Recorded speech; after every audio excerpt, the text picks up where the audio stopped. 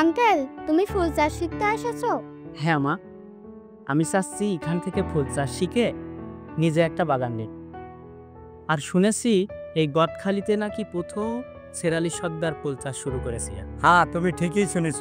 শেরালি সর্দারের হাত ধরে আজ গদখালির নাম সারা দেশে ছড়িয়ে পড়েছে।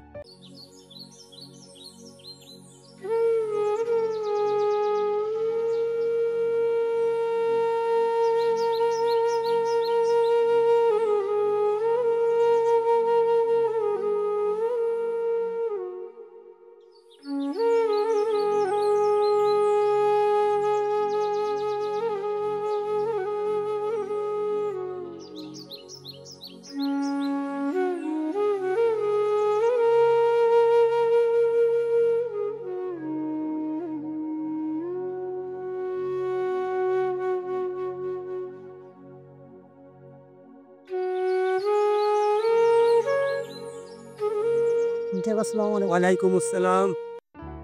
রোমান ভাই, তুমি তো সময় মতো আসছো, কিন্তু ফুলের সাথে তো সময়ের মিল না হলে চলে না, বুঝছো? জি খান সাহেব। আজকে তো প্রথম দিন, সাবধানে থাকেন। রজনীগন্ধার সাথে যেন আবার প্রেম না হয়ে যায়। প্রেম করলে যেন গদখালি মাটিটি হয়।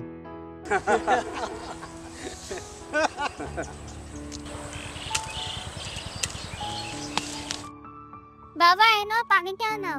মা, তুমি এত কষ্ট করে পানি নিয়ে আসছো?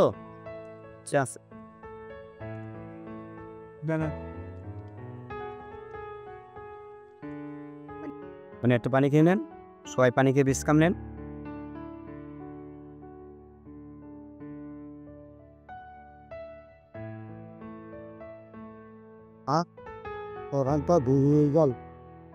ভাই নেন, একটু পানি খান। দেখছেন? হ্যাঁ,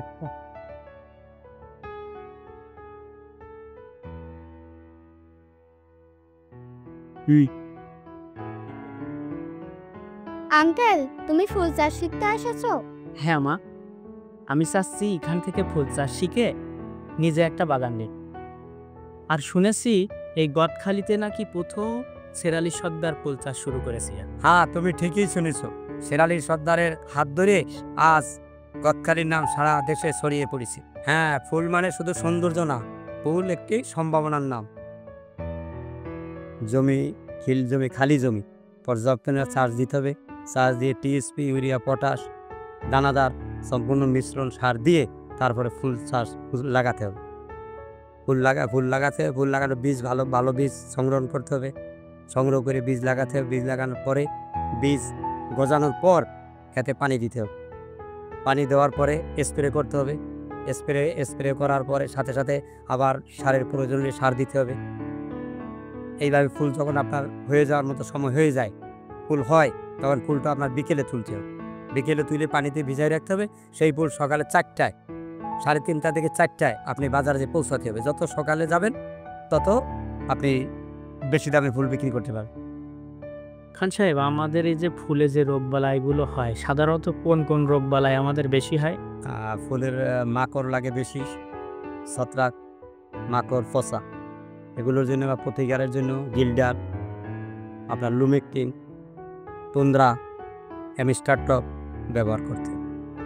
এমন কোনো কিছু না, সপ্তাহে 2 দিন ব্যবহার করলেই যথেষ্ট। আচ্ছা, এতে রোগ এমন সিরিয়াস কোনো রোগ না, 2 দিন ব্যবহার করলে ইনশাল্লাহ। তাহলে তো ফুল চাষ আমরা এখন নিজেরা ভালোভাবেই করতে পারবো। ব্যাপারই আপনার মতো এরকম ছেলে চাষ করে 10 জন লোক চাষ করলে শুধু দেশে নয়, বিদেশে এর অনেক প্রভাব ছড়িয়ে পড়বে। আমরা অনেক অর্থ উপার্জন করতে পারবো। আর কাটার সময় এমনভাবে কাটতে হবে যাতে গাছটা সুন্দর থাকে এবং ফুলটাও সুন্দর থাকে। ভাবতেই পারিনি এত হিসাব থাকে একটা ফুল কাটার মধ্যেও। শুধু শ্রম না, মনেরও দরকার হয় ফুল চাষ করার জন্য। তোমরা মন দিয়ে কাজ করো, আমরা তোমার পাশে আছি।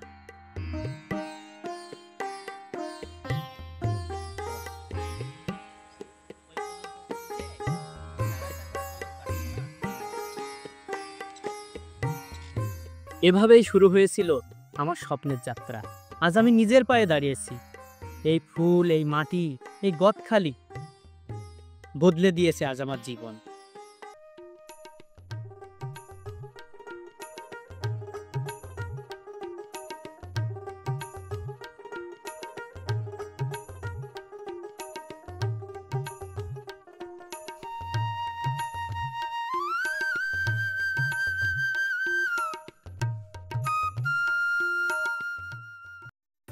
আজ আমরা সফল আজ আমরা ফুল চাষ করে সফল হলাম।